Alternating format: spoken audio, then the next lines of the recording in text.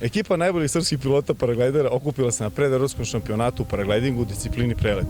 Mesto njihovog okupljanja je Kruševo u Makedoniji, a cilj, naravno, najsjajnija odlična na ovom takmičenju. Ekipu najboljih srpskih pilota u ovoj ekspediciji čine Tijana, Zoran, Martin, Milan, Predrag,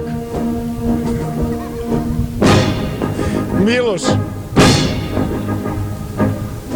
Marko, Vlajko, Nemanja, Andrej, Zoki, Marko, Željko i kao najstariji Miroslav Perović.